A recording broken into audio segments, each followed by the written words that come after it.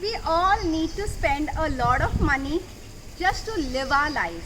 So as you wake up in the day, you need a toothpaste and then you need a face wash and so on and so forth, and everything costs money.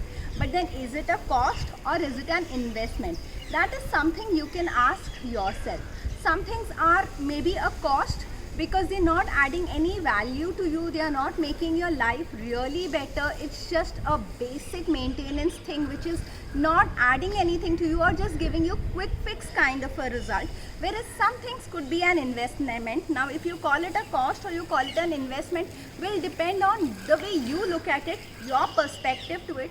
For me, a lot of things are investments, especially those things which are preserving the health of my cells as they do their work, or which are adding more health to my cells as I use them as a part of my lifestyle.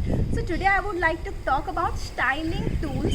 So many of us use hair dryers to dry our hair, many of us use irons to straighten our hair, some of us use some kind of curling gadgets to curl our hair. So should you use them, should you not use them? Again, it depends on what your lifestyle is like, how much are you dependent on them, because we all want to look good, we all want to look a certain way when we go out and meet people, when we are at presentations, when we are at marriages. So you can use them as you need them, but you must invest in good quality tools. Yes, heat damages your hair terribly. So if I say that no, don't use them at all, I would be probably giving you a good scientific advice, but probably that doesn't suit your lifestyle and you're not thrilled by the advice that I give you. So I don't want to be an extremist. I want to find a middle path.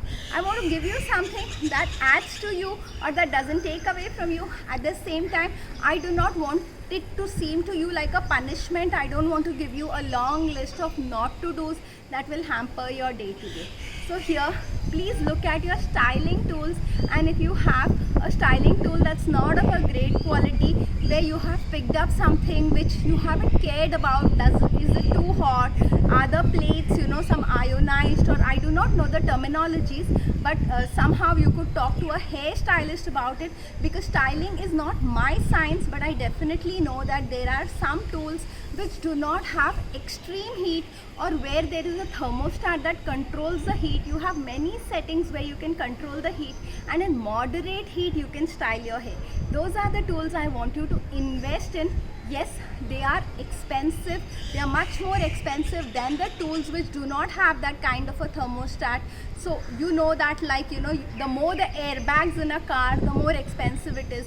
So the more the features in a styling tool, yes, it may be a lot more expensive. I have said that more expensive doesn't mean more better, but if something is more expensive, take some time off, understand the features and the benefits of why is it more expensive. Talk to an expert. Maybe I could help, or maybe I could connect you to a great salon person who understands these and helps you make the right investment. Let me know if this makes sense to you. So we are talking about a lot of different things, different than we would just talk about a nutrition, a hair oil, a shampoo, a serum, a hormonal problem. So at a point that gets boring. So I am keeping it interesting for you, yet I am staying 100% scientific. How does it get even better than this? Stay connected. There's a lot more information I will be giving you. This series is about hair. Coming soon, skin, body shape, immunity, and a lot more that will add a lot of value to you.